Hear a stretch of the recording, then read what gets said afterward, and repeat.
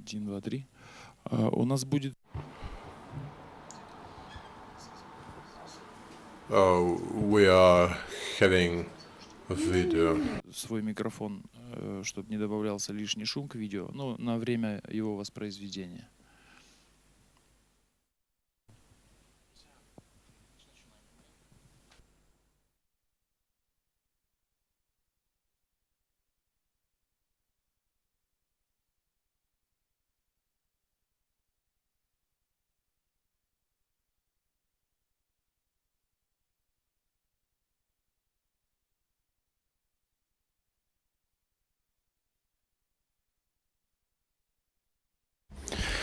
Колеги, доброго ранку.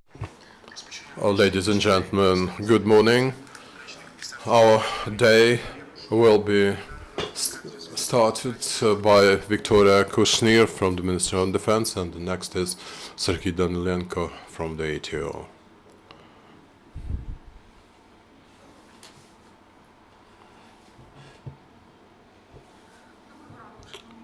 Good morning, ladies and gentlemen. I'm glad to see you at our briefing. Ukraine hosts the official delegation from the Estonian Republic Armed Forces. The Minister of Defense, Stepan Poltorak, and the Chief of the General Staff, General Viktoria, held a meeting with the Chief of Defense of the Estonian Republic, Lieutenant General Rico Teres. The negotiations has been about the current environment in the east of Ukraine, military complex of Ukraine. The Estonian representatives made suggestions on further cooperation of the two countries in military sector, especially in cyber defense. Yesterday, a transportation operation has begun for oil and petroleum transportation under the name of Northern Falcon 2015, with the participation of Ukrainian and Danish soldiers. The operation is carried out 7th year in a row, and our air forces participate with 35 sevens. During the operation, our air forces will use IL-76 transportation aircraft to bring oil and lubricants to the Greenland Nord station, amounting to 700,000 tons to support operations of these northern stations. The Ukrainian crews will make about 60 flights and spend over 100 hours in polar skies. The Ukrainian air forces will carry out this operation in the very harsh Arctic environment, where the temperature can be as low as minus 50 degrees centigrade, storms, and in the absence of spare fuels. The maintenance and repair units of Ukrainian air forces and military complex are carrying out repair and upgrade of military hardware for our air forces. During the last week, 257 units of hardware has been repaired, in particular 45 tanks and 212 cars and vans. Since the ATO started, they have repaired over 22,000 units of military hardware, in particular 706 units of rocket launchers and artillery, 4,500 for armored vehicles and tanks, 15,500 cars and vans, and 1,500 units of the versatile hardware, 72 aircrafts and 42 helicopters. The Air Force deminers keep demining the Donbas territories In particular, in Artemivsk and the Balsevo suburbs in Donetsk region, the miners neutralized over 1,000 units of ammunition, including shells, sub-artillery rounds, anti-tank rockets, mines, grenades, and so on. The engineering forces call to the civilians not to be involved in the ammunition neutralizing.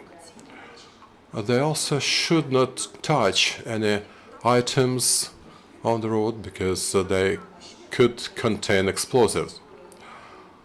The enemies are not adhering to any rules in the area. The civil servants called to the colors are being discharged. For psychological rehabilitation, before discharge, there is psychological testing and consulting. The military commissars cooperate with the regional psychology and social work centers, with the administrations and family state service, scientific institutions, and volunteer psychologist associations for the Air Force servants' rehabilitations after discharge. I'd like to stress that wounded or ill servants will be discharged after complete repair, and in case of so-called short-term contracts for service, the service will go on until the finish of a special period. As of April the 1st, the contract is now current for over 2,000 armed forces servants, including 1,000 officers. Now I'd like to give the floor to Lieutenant Colonel Sergiy Danylenko from ATO. Good morning, Sergiy. Good afternoon. Please give us the update for the last night on the 6th of April, starting from 6 p.m. The situation in ATO zone was tense. We registered 20 cases of violation by the bands of the ceasefire regime. Mostly during the armed provocations, the militants were using these firearms. Besides, the criminals 6 times were shelling our positions. The most active the enemy was in Donetsk region from 6:05 till 6:12. The positions of our troops were shelled at from the self-propelled mortar launcher. From 6:35 till 7:50, the enemy was shelling from cannon, reshelling the Ukrainian positions near Avdiivka. Besides, from 7:36 till 7:40, the positions near Opytne were shelled at from mortar launchers. In Lugansk region, from 20:35 till 20:40, the criminals were shelling our stronghold which is located to the south of the settlement Sokolniki, near Mariupol, next to the settlement Shirokino. The enemy twice was using 120 millimeter mortar launchers. The enemy was not shelling at the settlements. At the same time, around 8 o'clock in the evening in Lugansk region, 2 drones were registered near Trakhizbinka and Starobilsk. Our units do not fall under the provocation of the enemy, and they fire back only in response when there is a direct threat to the life of servicemen. Besides, along all the line of delineation, the Ukrainian troops are strengthening their defense. Despite all these facts that there is a violation of ceasefire regime, our servicemen are still reinforcing their positions. They do not fall for provocations of the enemy. Thank you. No questions. The briefing is over. Our next briefing is at 10 o'clock.